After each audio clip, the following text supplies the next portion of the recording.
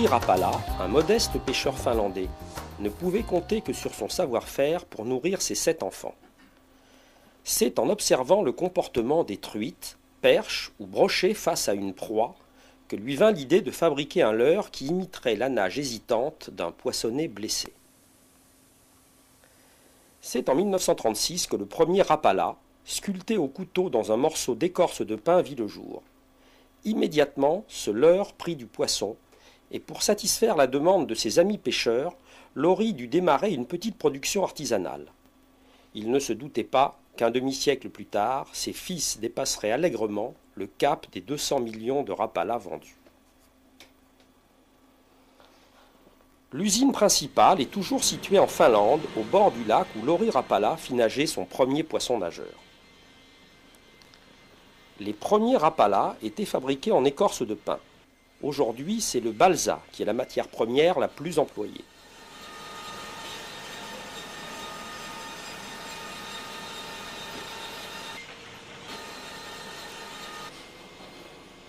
L'armature métallique interne en acier inoxydable est très précisément positionnée à la main sur chaque modèle avant d'être collée.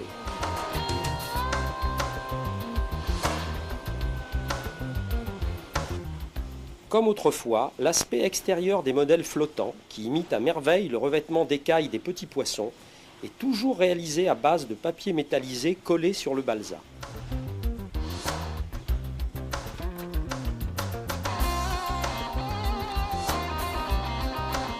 Le signal œil, si important dans les séquences d'attaque des prédateurs, est tout particulièrement soigné.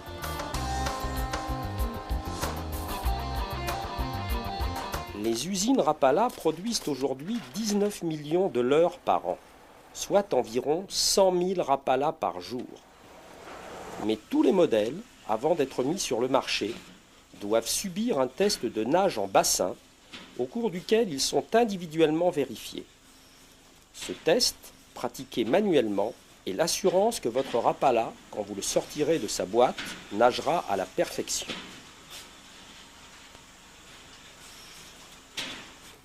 La gamme Rapala offre aujourd'hui dans les différents modèles, tailles et couleurs plus de 1000 leurres différents. Depuis 1936, plus de 200 millions de Rapala ont été vendus dans plus de 130 pays à travers le monde. La statue en bronze que ses concitoyens ont érigée sur la place du village natal de Lauri est là pour perpétuer la légende et la faire entrer dans le 3e millénaire.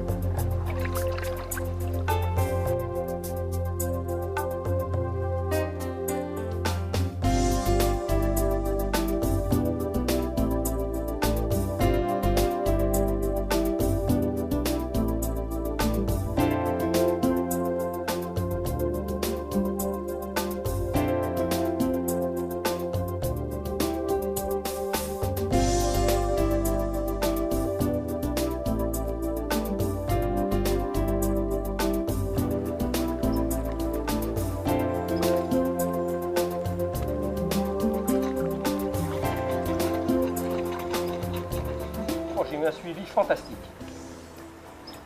J'ai une très grosse truite. Malheureusement, j'avais pris un peu de salade. Très beau poisson. Poisson de plus du kilo, c'est certain. Vu la vague qu'il a fait quand il est venu sur le Rapala, je pense malheureusement pas qu'elle revienne. Elle ne l'a pas pris tout de suite et au bout d'1,50 m,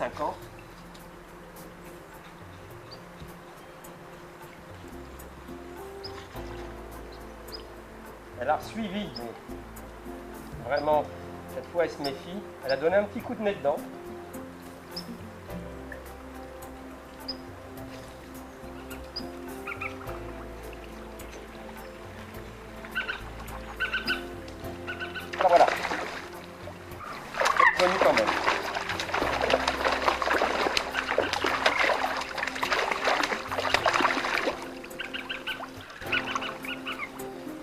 Ah, elle n'est pas si grosse que je croyais. Enfin, c'est un joli poisson.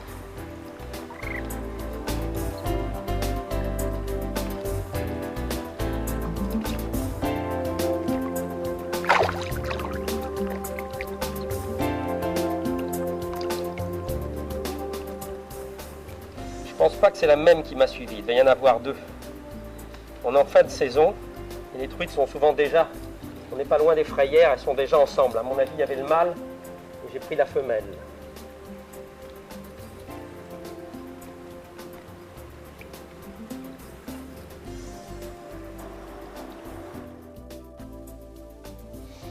Alors un point que je veux aborder ici, c'est l'attache des rapalas. On voit trop souvent des pêcheurs, et notamment en France, attacher des rapalas, surtout les petits modèles. On verra que pour les gros modèles, c'est moins gênant, mais quand on pêche la truite avec des modèles de 5 voire 7 cm avec une agrafe. Alors l'agrafe, c'est très pratique, ça permet de changer sans avoir à refaire le nœud la couleur du rapala, voir la taille, voir on peut changer, passer d'un modèle plongeant à un modèle flottant. Mais cette petite agrafe, au nez d'un leurre qui a été équilibré pour nager à la perfection d'un petit leurre léger, cette agrafe va le déséquilibrer. Ce poids devant le nez du leurre va le déséquilibrer, il ne nagera pas de la même façon. Et des poissons comme des truites sauvages s'en rendront compte. Donc vraiment sur les petits modèles, et tout particulièrement sur les tout petits, même une petite agrafe, c'est le plus petit modèle d'agrafe que j'ai ici, ça va déséquilibrer la nage du leurre. Donc ces petits leurres, flottants ou plongeants, on les attache en direct sur le nylon. On verra tout à l'heure comment faire.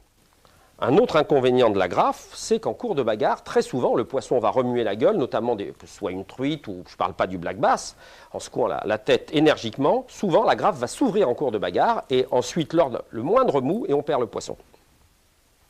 Un autre point très important, c'est le diamètre du fil qui doit être en rapport avec la taille ou le poids du rapala. On voit trop souvent, surtout encore pour les pêcheurs de truites, sur des modèles légers, utiliser un 22 ou un 24 centièmes. Bien sûr, d'abord, on aura du mal à les lancer, et surtout, ces leurres vont être bridés et nageront moins bien. N'oublions pas que ces rapalas, on ne dira jamais assez, ont été testés individuellement, équilibrés en bassin pour nager à la perfection, et un petit rapala, on devrait chaque fois qu'on peut utiliser la ligne la plus fine possible, qui n'entravera pas le rapala non seulement dans le lancer, mais également dans sa nage. Alors un leurre comme ça, aujourd'hui, les nylons du commerce, un 16 centièmes pour pêcher la truite tient plus de 2 kg. Ça devrait être amplement suffisant pour pêcher avec des modèles de 5 cm. Quand on va pêcher le brochet, si on met un 40 centièmes sur un rapala de cette taille, ça va le brider. Donc un 26, 28 centièmes est amplement suffisant. Alors bien évidemment, si on utilise des grands modèles, là on pourra mettre un 50 centièmes. La nage ne sera pas gênée. Donc le diamètre du fil, très important, doit être en rapport du leurre. Un petit leurre comme celui-ci ne devrait jamais être utilisé avec un fil plus gros qu'un 14 ou un 16 centièmes.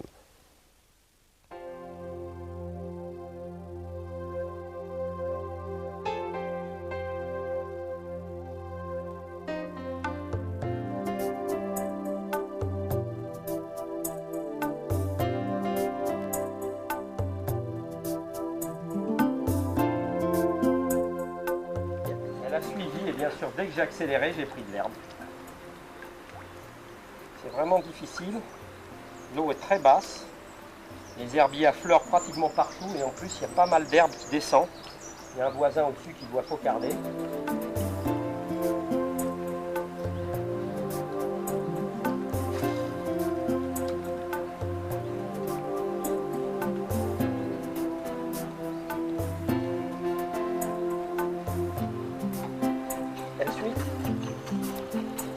Ah, mais il y a de l'herbe.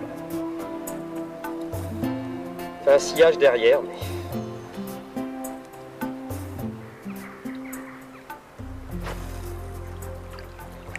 Alors là, dans cette eau très basse, avec des poissons très méfiants, il faut essayer de lancer le plus loin possible et de donner des petits coups de fion, faire nager le rapala comme un verron blessé au-dessus des herbiers. C'est pour ça d'ailleurs que j'ai choisi cette couleur de rapala brun et doré, qui imite tout à fait le verron.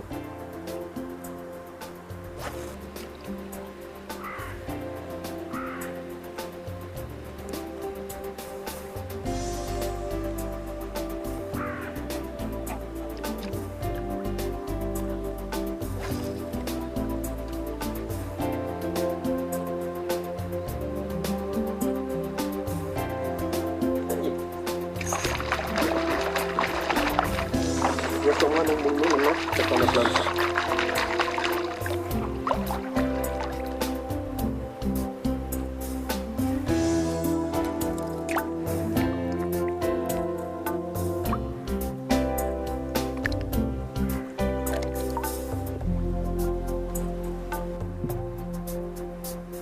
Le nœud qu'il ne faut surtout pas faire, c'est le nœud classique dit de cuillère et que beaucoup de pêcheurs malheureusement utilisent sur le rapala, ce nœud de cuillère ou clinch knot, donc la plupart des pêcheurs connaissent.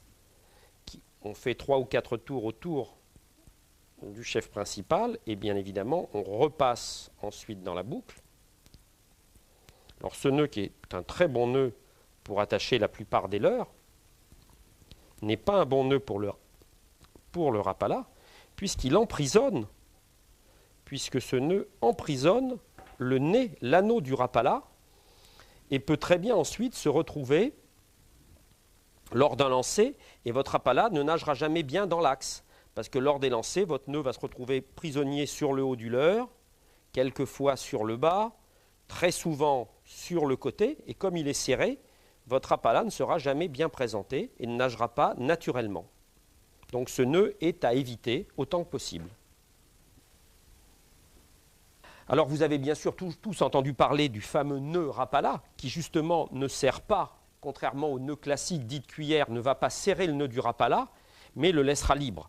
Alors ce nœud, on va le remontrer.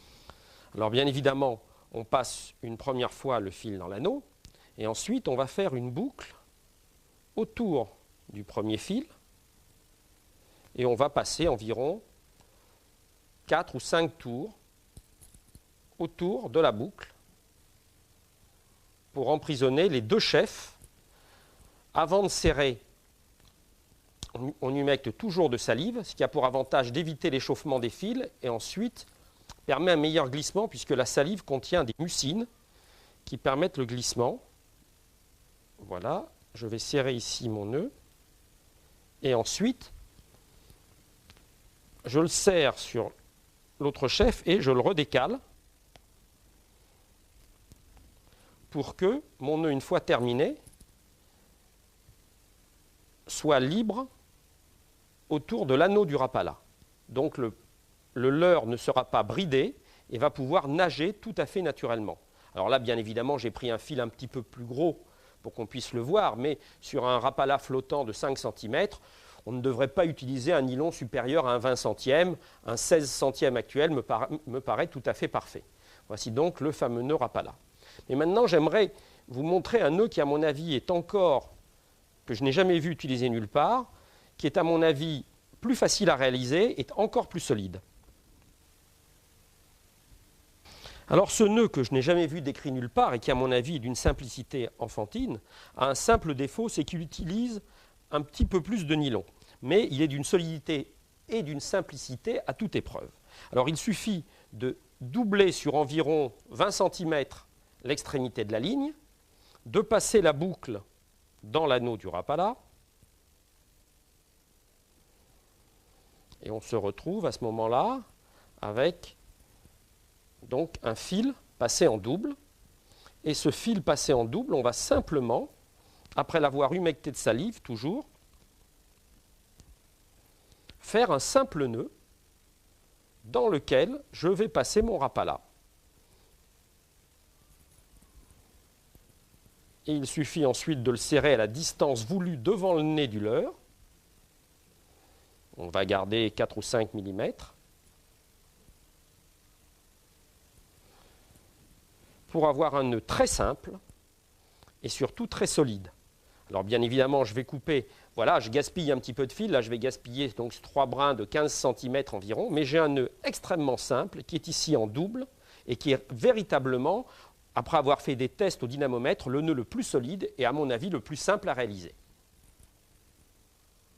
Alors pour une meilleure compréhension, je vais vous remontrer ce nœud avec un fil beaucoup plus gros. Et bien évidemment, j'ai pris un rapala modèle Magnum pour la mer, mais on imagine donc que c'est un modèle pour la rivière. Alors je double mon fil sur une longueur environ 2 fois la longueur maximum du rapala. C'est très important. Cette boucle, je la passe dans l'anneau. Je reviens ici et je me retrouve avec 4 chefs. Je fais une simple boucle dans laquelle je vais passer mon rapala. Et en fait, je me retrouve avec un nœud simple autour de mes 4 chefs. Et il suffit de serrer ce nœud, ce que je réalise ici. Alors on peut régler la longueur devant le nez du rapala avant de le serrer. Donc en général, sur un petit modèle, on va mettre 5-6 mm. Hein, voilà, et cette fois, je le serre. Je serre mes 4 chefs devant le nez du rapala. Et, bien évidemment, je vais couper 3 chefs. Donc, l'inconvénient, c'est de gaspiller un petit peu de fil. Et je me retrouve avec ce fameux nœud double devant le nez du rapala. Et ce nœud est absolument le plus solide qu'on puisse trouver, puisque le fil ici est doublé devant le nez du rapala, et ici les chefs sont donc emprisonnés les uns sur les autres. On le voit bien ici, ils ne sont pas serrés, puisqu'il y en a 4 chefs qui sont pris ensemble.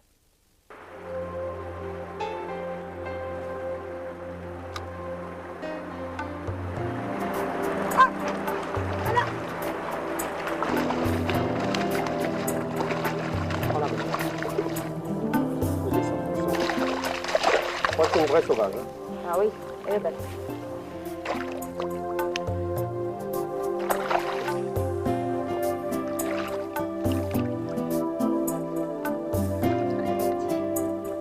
Oui, il a bien pris.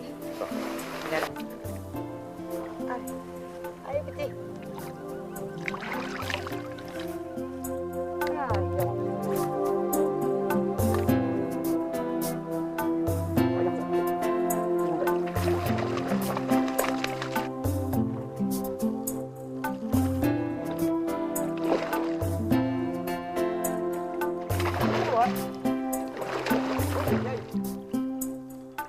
Une grosse sac.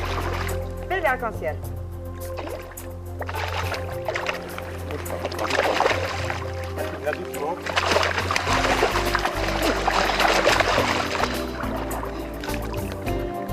Attention. Oh, qu'est-ce qu'elle est belle. Et voilà, c'est comme on voulait.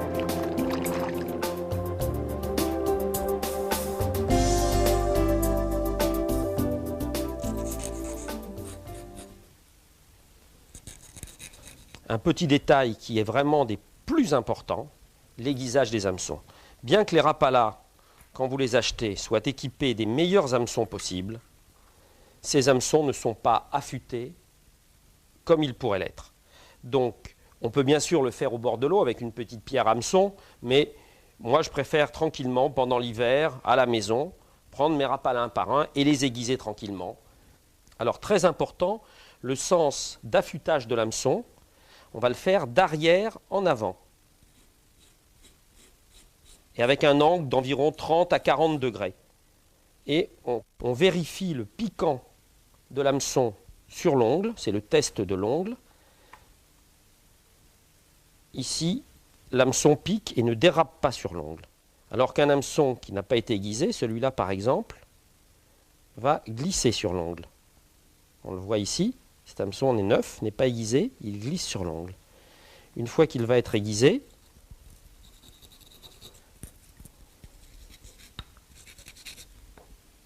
cet hameçon va accrocher sur l'ongle.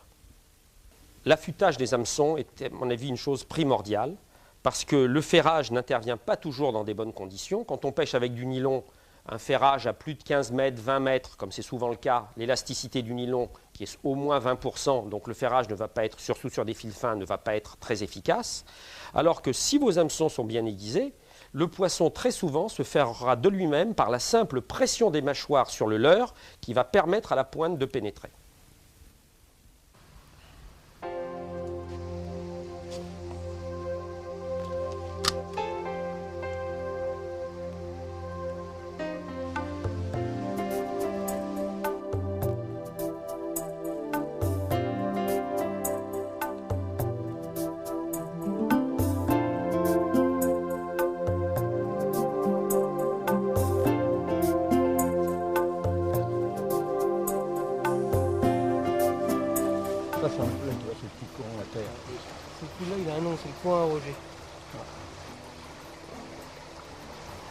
Je suis pas de modèle, moi. Je prends toujours ce petit-là pour ici. Je vais garder ça. Je crois qu'il est moins plongeant que le mien. Il va un peu moins profond, ça, Ouais, mais ouais. moi j'aime bien sa couleur, tu vois. Pour le jour, toujours, et puis bon, ce soir je vais changer, tout simplement.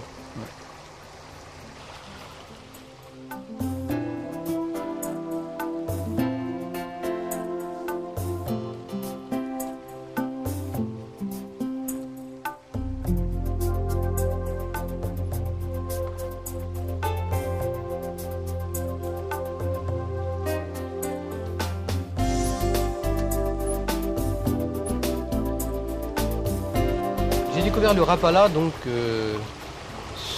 sur la Touques surtout. Bon, je connaissais ce leurre-là quand même de tout temps parce que c'est quand même un leurre qui marche pour tous les poissons.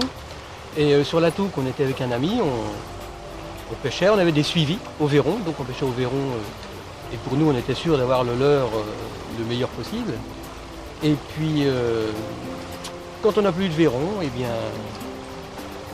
on a vu un type qui pêchait au Rapala et qui avait deux magnifiques truites dans le dos et qui nous a expliqué que finalement lui il s'embêtait plus, il pêchait uniquement au Rapala. Et puis bon, c'était un type sympa quoi, je veux dire. On l'a cru sur parole.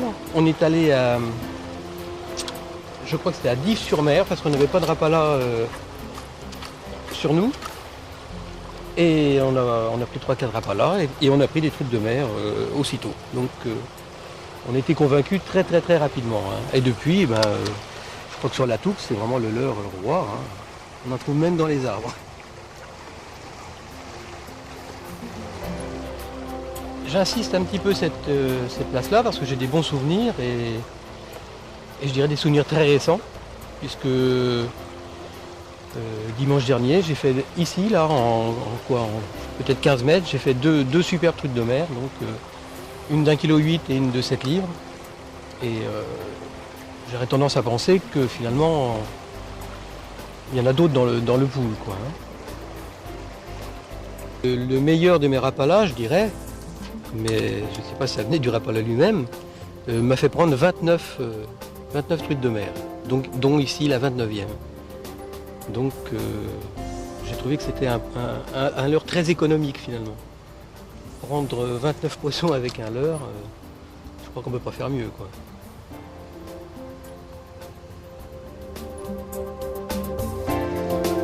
Alors pour ici, bon, chacun a ses préférences, c'est certain.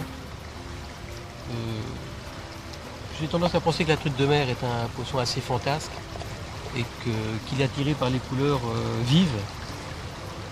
Et quand j'ai trouvé ce Rapala en magasin, bon, ça m'a amusé au départ. Et je l'ai essayé. Et j'ai pris du poisson très rapidement avec. Pour la journée, je crois que vraiment, on a un leurre idéal dans la mesure où on voit très bien l'endroit où on pêche, quoi. Le dos bleu permet de voir toujours où on pêche et comment le Rapala travaille. Et puis la couleur argentée avec le petit signal rouge devant, je crois que c'est vraiment l'idéal pour prospecter.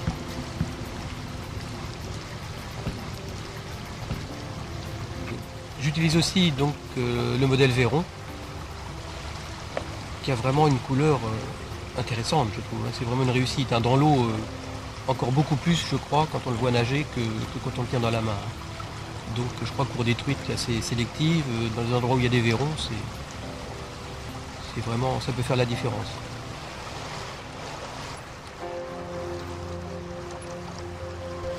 Voilà, donc il tire parfaitement bien. Donc c'est ce que j'aime dans ce leurre-là, parce que donc on est toujours en tension d'une part, et on sait parfaitement ce qu'il est en train de faire. Hein. S'il s'attire vraiment, c'est qu'il y a du courant. On sent par moments il aurait tendance à plonger. Il s'adapte vraiment à tous les types d'eau, moi je trouve. Je trouve que c'est le leurre idéal pour ce genre de rivière.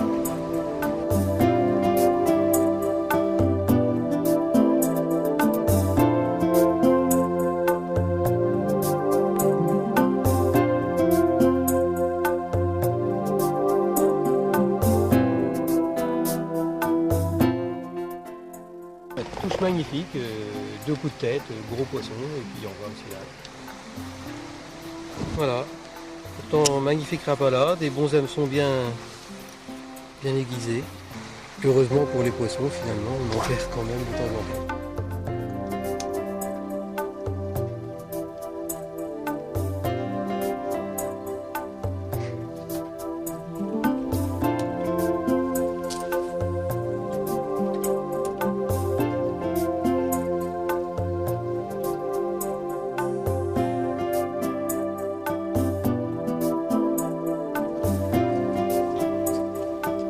En étang, là où les deux espèces cohabitent, les perches se montrent souvent intéressées par des leurres de grande taille destinés au brochet. Et les ratés, compte tenu de leur petite gueule, sont nombreux.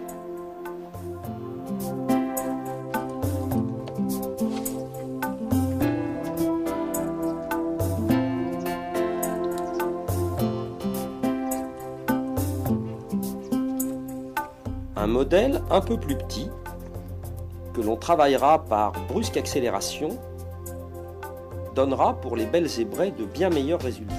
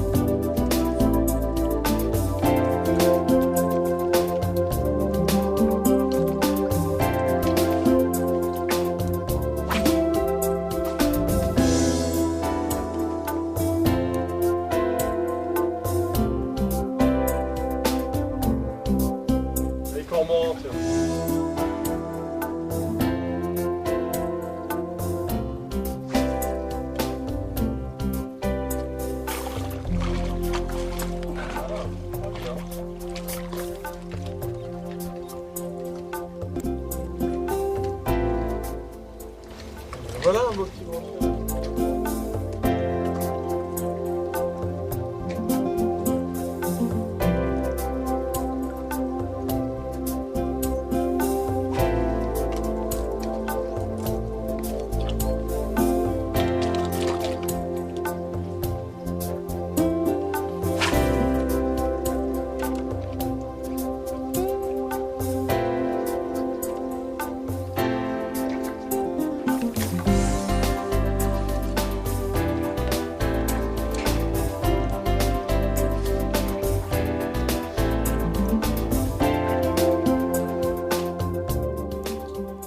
Une autre belle perche a été ferrée. Mais là où il y a des belles zébrées, il y a aussi des grands becs. Et ce brochet de plus de 30 livres s'est dit qu'une perche déjà prise sur un rapala valait mieux que 2 tu l'auras. De l'autre côté de la surface, le pêcheur a compris ce qui se passait et sait que sa tresse, à un moment ou l'autre, entrera en contact avec quelques-unes des 700 dents aiguisées comme des pointes d'aiguille et finira par casser.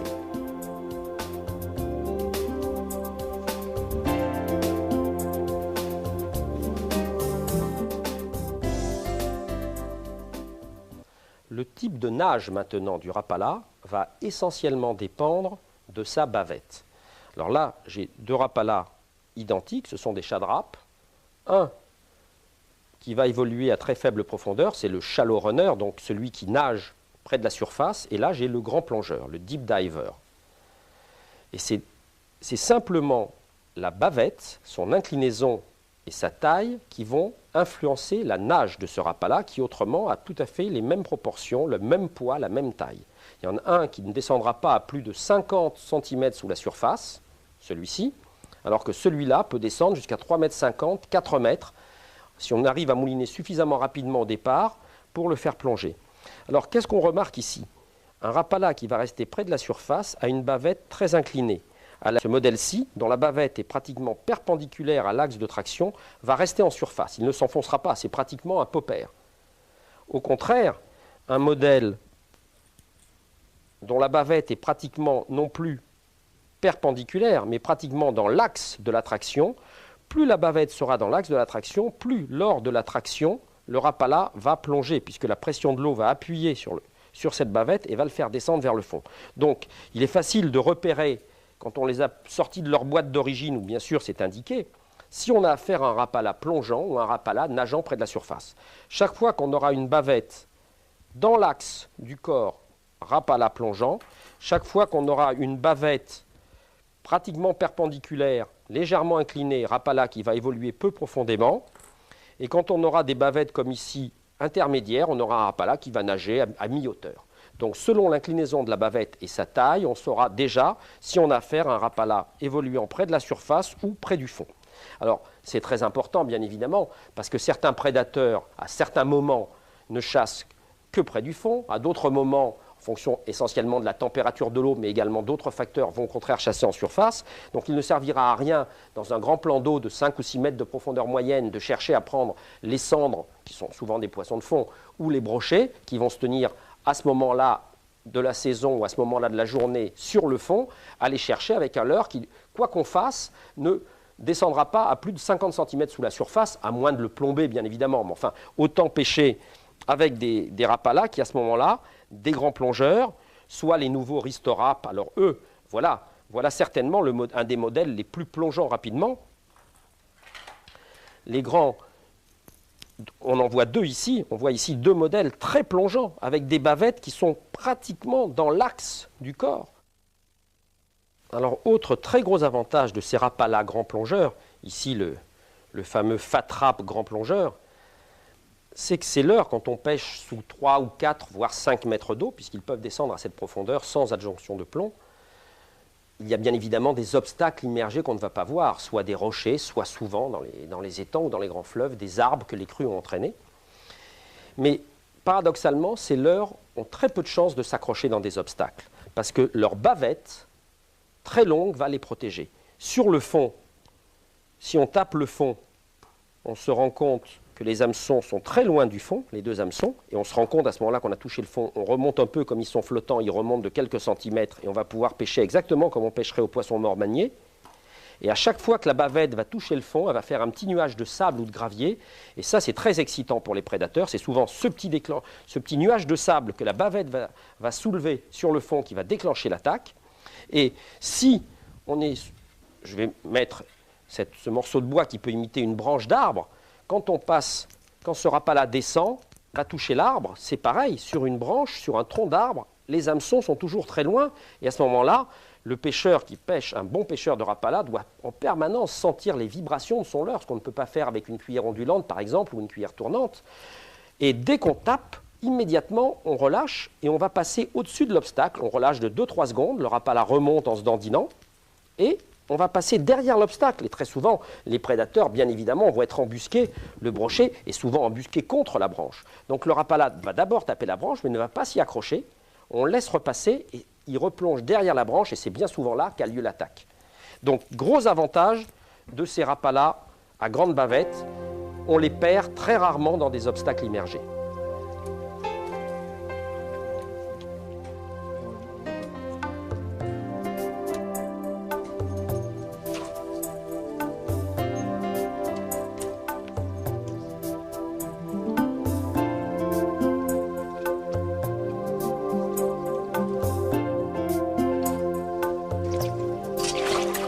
Oh oui,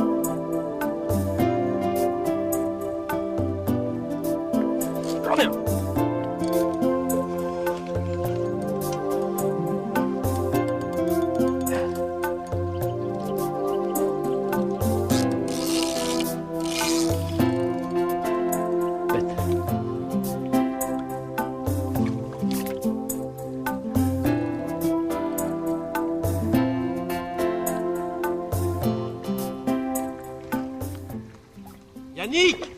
T'en as un? J'ai un gros là. Ah ouais?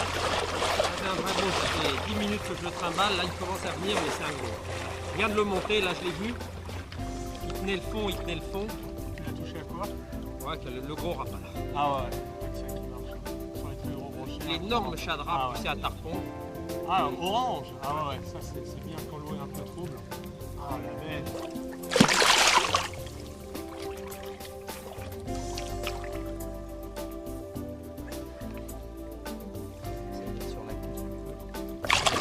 Bon, on va essayer de le prendre à la main. Amène-le-moi. Voilà. Ouais, ces rapalas, les nouveaux, là, ces couleurs carassin, c'est vraiment extraordinaire. Ouais, ce matin, j'ai Légèrement doré en plus. pas tapé beaucoup de petits, mais alors je voulais un gros. Hein. Elle là. J'entends son cœur battre. Une grosse femelle. Ouais. Là, elle a dû en manger des brochetons. Ah, c'est sûr.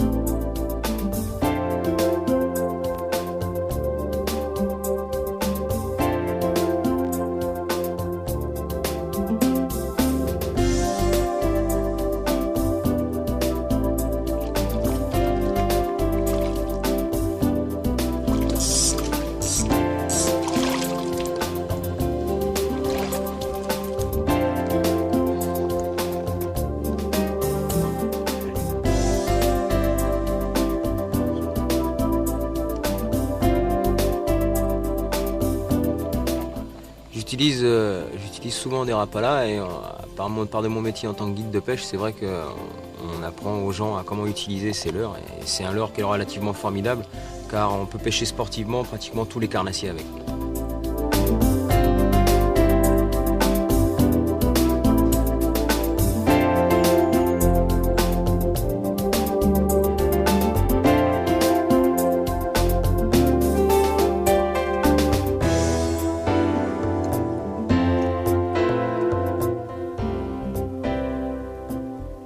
Alors les derniers nés de la gamme, qui eux ne sont pas à proprement parler des poissons nageurs, ce sont plutôt des poppers, bien qu'en surface ce sont les skitter pop. Si on les ramène, donc qui ont vraiment une bavette ronde du type popper, si on les ramène par à-coups, vont vraiment nager comme un popper, mais si on les ramène d'une façon assez régulière, vont faire un peu de ski en surface, ils vont onduler en surface tout en faisant gicler des gouttelettes d'eau, et c'est tout nouveau. Pour le black bass, je les ai essayés, c'est remarquable, et pour le bar, j'attends avec impatience, ce modèle-là déjà m'a donné des bons résultats, il y a d'ailleurs des hameçons pour la mer, mais j'attends avec impatience un modèle un peu plus gros, qui permettra de lancer dans le vent, parce que c'est absolument un leurre à bar remarquable. Alors les nouvelles couleurs également, ces couleurs sont absolument fantastiques, avec les dessins des nageoires, le détail des écailles, qui est fait maintenant par ordinateur, j'imagine. C'est absolument des leurres métallisés qui sont splendides, mais qui ne prennent pas seulement le pêcheur, qui prennent du poisson.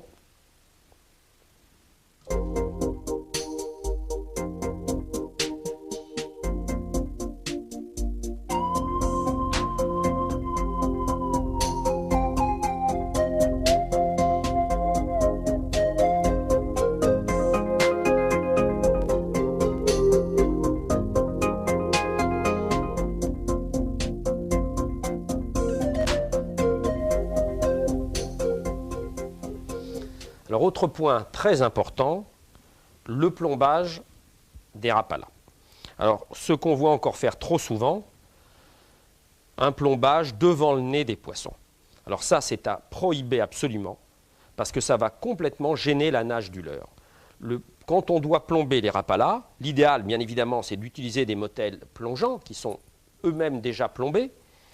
Mais si l'on veut, dans certains cas très spécifiques, utiliser des modèles flottants que l'on va plomber, on verra pourquoi, il faut les plomber à distance, au minimum, quand on doit plomber ici avec des chevrotines fendues, à 60-80 cm au devant du leurre. Le premier plomb ne devrait pas être à moins de 80 cm devant le leurre.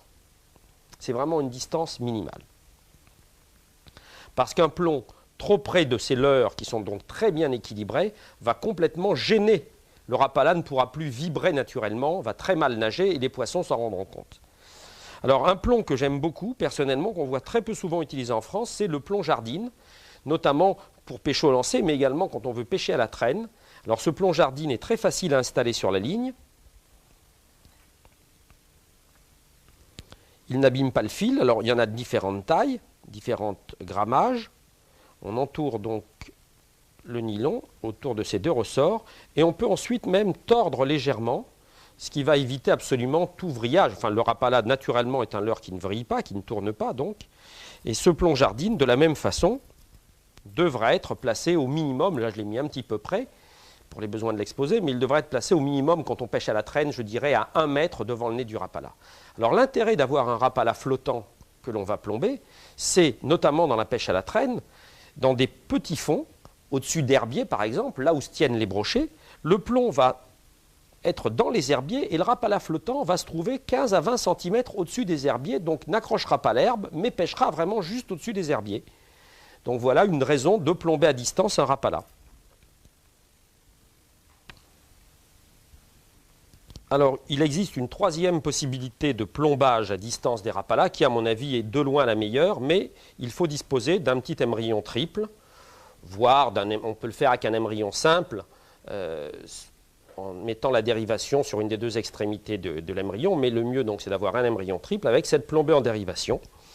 Alors, toujours disposé à au moins 1 mètre devant le nez du rapala, ce qui lui permettra d'avoir une nage tout à fait naturelle.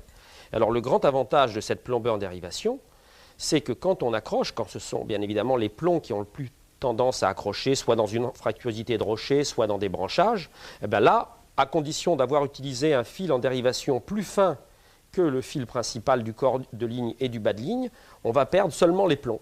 Contrairement au montage de tout à l'heure où les plombs étaient montés directement sur la ligne. Et là, quand on accroche, on perd et les plombs et le leurre.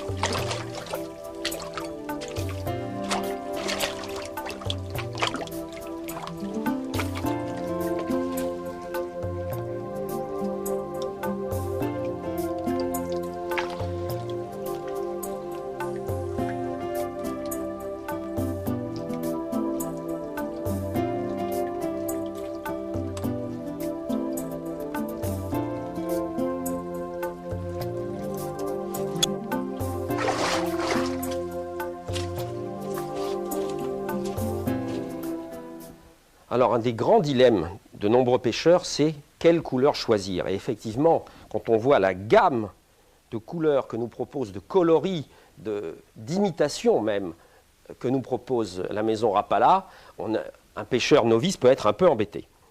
Alors, pourquoi utiliser un Rapala plutôt bleu, plutôt qu'un Rapala à dos marron, plutôt qu'un argenté, plutôt qu'un rouge et blanc Alors, il ne faut pas que ce grand choix affole le pêcheur. En fait, cette immense gamme de couleurs, elle est faite pour répondre à toutes les situations qu'on va pouvoir rencontrer en pêche, des plus extrêmes à celles qu'on rencontrera la plupart du temps.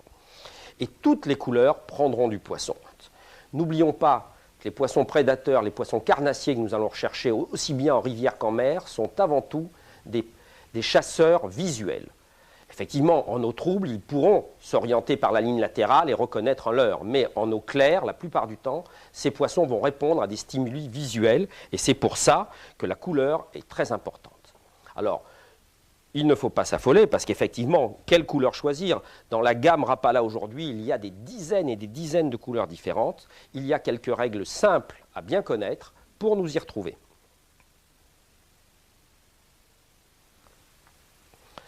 Par temps ensoleillé et au clair, j'aime bien utiliser des Rapala de couleur claire, notamment le bleu, un grand classique, le bleu à flanc argenté, ou des modèles même plus brillants. En revanche, quand les rayons du soleil vont baisser sur l'horizon, notamment le soir, le doré, à mon avis, le dos noir ou brun à flanc doré, est vraiment le modèle pour les poissons très chasseurs, prédateurs visuels, comme la truite ou la perche, sont à mon avis beaucoup plus prenants. Et il ne faut pas nous étonner, la rétine des poissons est très sensible bien sûr, mais également très voisine de celle des humains. Et les ophtalmologistes se sont rendus compte, de même que les impressionnistes, c'est ce qu'on appelle l'effet Purkinje, que certaines couleurs, le bleu notamment, paraissaient beaucoup plus éclatants le matin, alors que l'orangé paraissait beaucoup plus vif le soir. Et on s'est rendu compte que l'argenté reflète beaucoup plus les couleurs proches du bleu dans le spectre, alors que le doré reflète beaucoup plus l'orangé. Donc, plutôt des couleurs doré le soir et des couleurs argentées le matin. Ça, c'est une règle de base qui vaut ce qu'elle vaut. Bien sûr, on pourra toujours prendre des poissons en pêchant avec du doré le matin, mais enfin, je pense que c'est une bonne règle de base. Alors, après, en eau profonde, il faut se rappeler qu'en dessous de 3-4 mètres, pratiquement toutes les couleurs sont absorbées. La lumière solaire est absorbée et pratiquement tout devient bleu. C'est le monde du silence où tout paraît bleu. Donc la couleur, quand on va pêcher profondément, notamment en mer ou en lac, même si l'eau est très très claire, la couleur qui persistera le plus longtemps sera le bleu ou le vert. Quand on va pêcher maintenant dans des eaux de crue, des eaux sales, rappelons-nous que ce sont les couleurs sombres, contrairement à ce qu'on pourrait penser, ce sont les couleurs sombres qui vont se voir le mieux. Le Rapala le plus brillant ne se verra pas dans une eau très sale, au contraire, un Rapala très sombre sera ce qui se verra le mieux. Et aujourd'hui, on a la chance de disposer de couleurs fluo, notamment ce qu'on appelle le chartreuse, qui est absolument remarquable en eau sale. Autre règle importante, les règles d'imitation. Alors, et ça, chez Rapala, c'est très important, parce qu'on a aujourd'hui, on dispose d'imitations absolument extraordinaires de réalisme, notamment les imitations de truitelles. Les pêcheurs savent que la truite est tout à fait cannibale, et quand il n'y a pas de vairons, elle n'hésitera pas à taper dans les truitelles de l'année. Donc ces imitations de truitelles, ces imitations de perchettes seront vraiment utilisées en fonction, chaque fois, que le principal poisson fourrage sera celui qu'on cherchera à imiter. Alors là, la gamme est absolument immense, puisqu'on a des imitations de gardons qui sont, les nouvelles imitations de gardons sont tout à fait magnifiques, avec le dessous des nageoires rouges, les écailles, les imitations d'alose. Je ne sais pas si j'en ai sur cette table. Voilà un chat, une imitation d'alose. Non, là voilà l'alose avec sa tache noire. Ces imitations réalistes sont donc, elles, à utiliser chaque fois qu'on connaîtra le poisson fourrage préféré. Et c'est très important, parce que dans certains plans d'eau, les truites ou les brochets vont se spécialiser sur une nourriture bien déterminée. Pour rester dans les couleurs, nous allons maintenant parler de couleurs qui, elles, ne sont absolument ni imitatives, ni très réalistes. Parce que nulle part, ni dans l'océan, ni dans les rivières, vous trouverez des poissons des poissons fourrages qui ressemblent à ça. Et aussi bien en mer, pour le bar notamment, je ne parle pas des poissons tropicaux, puisque ces couleurs sont très connues des pêcheurs qui pêchent en Afrique ou dans la mer des Caraïbes et autres, mais en France, sur les côtes européennes, pour la pêche du bar, en étang pour la pêche du brochet, le rouge et blanc, pour moi, est un leurre magique. Alors là, ça n'imite rien. Certainement, ça va déclencher l'agressivité du carnassier, mais c'est absolument un leurre qu'il faut toujours avoir dans sa boîte. De même que les leurres orangés, qui eux non plus, ces leurres fluo orangés qu'on appelle les tigers, les tigres, n'imitent absolument rien de ce qui existe dans la nature, mais certainement, au moment de la fraie, beaucoup de poissons, les salmonidés en particulier, se parent de couleur orangée, et sûrement l'attaque à ce moment-là se fait non pas vis-à-vis d'une proie, mais vis-à-vis d'un concurrent. Et très souvent, quand on pêche avec des leurres orangés, chez les salmonidés, on prend des truites mâles, donc des truites qui vont essayer de se débarrasser d'un concurrent. Donc il faut savoir, en fonction du moment, plus on approche du moment de la fraie, mettre des couleurs orangées, voire carrément des modèles orange, dans des petites tailles pour la truite, mais certainement que le modèle Carassin sera à ce moment-là aussi remarquable. Mais les modèles carrément orangés, fluo, sont remarquables quand on approche du moment de la fraie. Et là, certainement, l'attaque se fait par concurrence.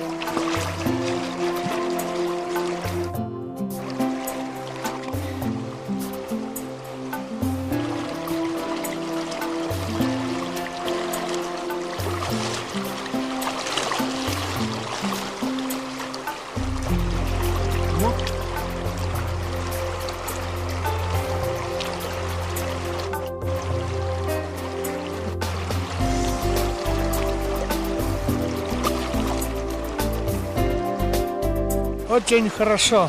Very good.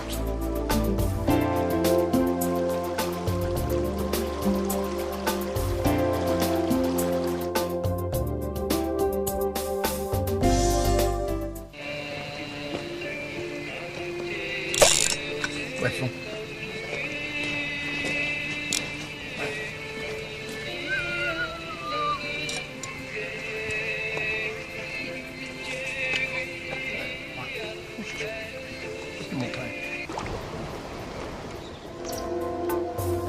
Le voilà.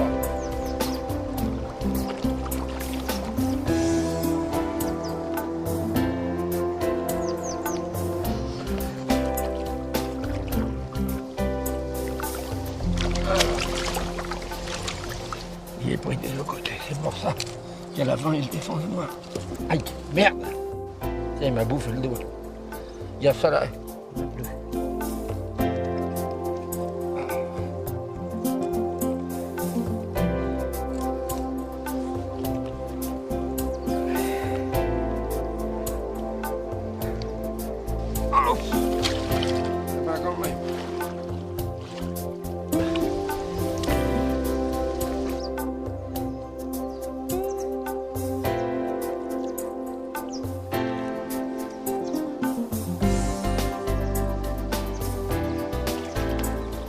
Et voilà, et le voilà, le galopin. Et il est reparti. Et le voilà, le voilà.